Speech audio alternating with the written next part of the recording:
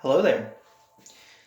I want to give you guys a couple of tips for picking out just the right emitter for your lightsaber, whether it be for practical reasons or aesthetics. And I'm going to go over some of my thoughts on some of the lightsabers that I have and why I picked the emitters that I did.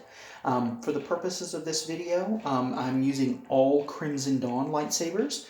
However, Crimson Dawn is a reseller of LGT Studio sabers, so these are all compatible parts that are also sold by Dark Wolf sabers, Vire sabers. You can get a lot of these parts from Blue Bull's Outer Rim sabers. There's a lot of AliExpress sabers that have the same saber stock.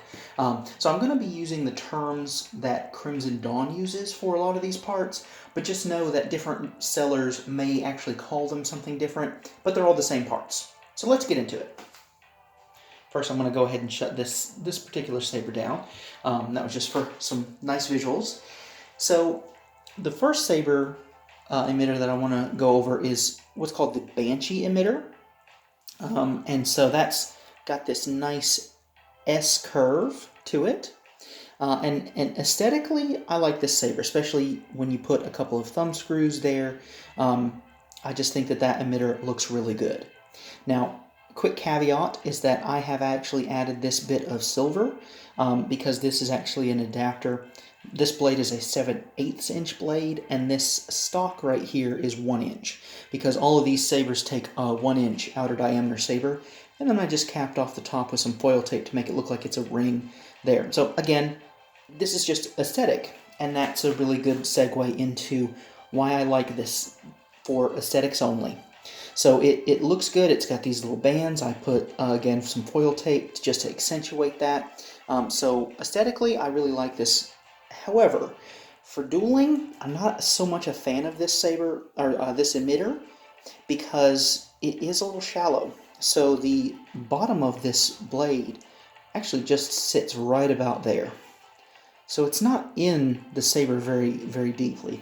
In fact, this is actually the emitter that I normally have on this, because as you can see, these two are the same, but for the purposes of this video, I've swapped these out, and actually I have these blades as my aesthetic blades for when I'm spinning, cosplaying, and these blades are actually my dueling blades, and I have those emitters for dueling, but stick with the Banshee.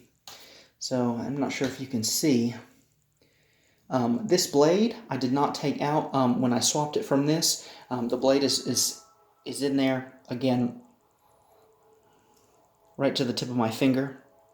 So again, about where this band is. So it's not in very deeply. So if you go to duel with this, there's a chance of it kind of rocking out. Now, I will say they did a really good job of putting, so these two set screws here, and then these as well. Although, I'm not as big a fan of the set screw here, because since this screw is actually putting pressure on the blade to go this way, and there's no inside of the emitter here for it to press against. So, to me, this particular set screw is pointless. I have a screw there, just again for aesthetics, but one of the things that I like, this is actually the Enforcer emitter. Again, other sellers call this something different, but from Crimson Dawn you'll find this as the Enforcer. And what separates it from the Banshee, as you can see, it has that fork. Otherwise, they're exactly the same. Of course, in this case, they're different colors, but you can get them in different colors as well. But having that fork right there, and that's where the top set screw normally goes, but it doesn't matter because there's no emitter here to press the blade against. So, just something to consider. And then I like that this set screw pushes the blade up against the inside of the emitter here. That creates the best hold, and then the two that come around the sides, they just further give it some grip just because it's so shallow. So, by no means is this a weak emitter at all. I'm just not a big fan of it for dueling. I also think that for lack of a better term, choke points, they're not uncomfortable. In fact, you can kind of see that they're at slight angles there. And again, that's true for the Banshees as well. So those emitters are at an angle. So it's comfortable to hold, but it's not as great as the choke points on the next emitter. So we'll go ahead and move on to the shades. So this is the emitter for the shade. Again, that's what Crimson Dawn calls it. And aesthetically, I'm not that big a fan of it because it is kind of bland. It just has these ridges. Now, I've added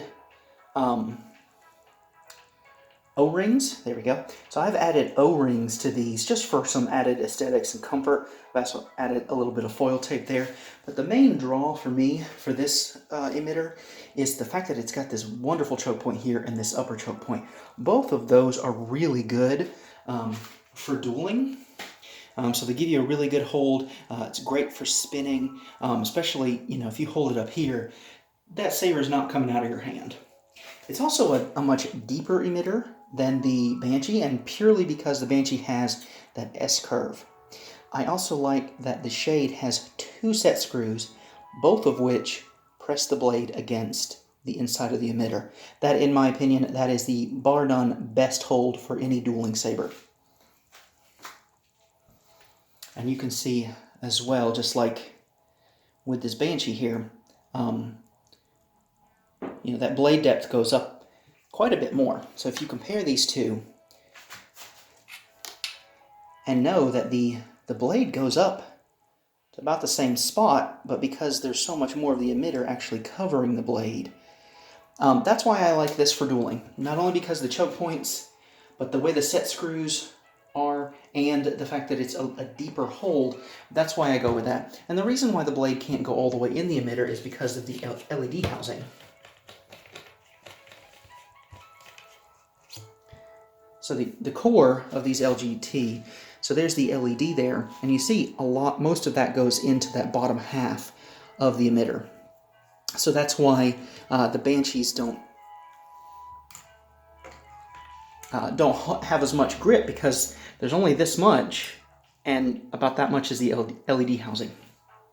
So another important note, when it comes to the Banshees, so this is actually the concave grip here is actually what Crimson Dawn calls the keeper with this extra pommel, but it's got the same emitter as a Banshee. Some Banshees, particularly older ones, and you may see this on some AliExpress sites and some other sellers, but the emitter is not actually removable from the switch section. So this grip section can be removed. So you see that coming off right there. But this switch section and the emitter here are all one solid piece. I know this because I took the core out and I looked on the inside surface, and there is absolutely no seam on the middle like there is with these, as well as this one. The other thing you can notice is that, let's see if I can get a good close-up. So even though there's a seam here, there should be a seam right here. So if you look at this Banshee here, and try to line everything up with those. There we go. So you'll see that there's this groove here, and that matches this groove here. And there's a seam here. Now I've put a little O-ring in there just to align that. Again, that's another tip. I wasn't actually intending to talk about that. But with these having the S-curve, you want to align them, I recommend getting O-rings because they're a little squishy and allows you to time that to line up with your switches. But if you notice here, there's no seam here. So you know this is all one piece with the switch section. So just be aware of that. That's something that if you wanted to get a Banshee and you weren't sure if it was removable, sometimes Crimson Dawn will actually just put a little bit of Loctite glue there to keep those aligned, and you can just torque it enough to break that seal and take that off. But some of them are one solid piece. So just something to be aware about. The last thing I want to talk about is how some of the emitters are actually not removable. So this is the Antares. And I love this choke point. Again, very similar to the Shade, but it has this slanted emitter. So it's, you know, kind of a combination of the things that I like about these two. The downside with this is that the emitter is not removable. It is part of this switch section. Now this bottom grip section does come off right here, but because this doesn't come off, there was no way for me to switch emitters here. It's a good thing I like it though. But I just wanted to point that out because there are a few models that Crimson Dawn sells and some of those other sellers have that the emitter just does not come off. The Antares is one of them. I believe their Animus and their Spectre are a couple other options in which either the emitter and switch section, or actually I think in the case of the Animus, the emitter, the switch, and the grip section are all just one solid piece. So even though they look like the pieces would come apart because there's, those seams, it just does not. It's one solid piece.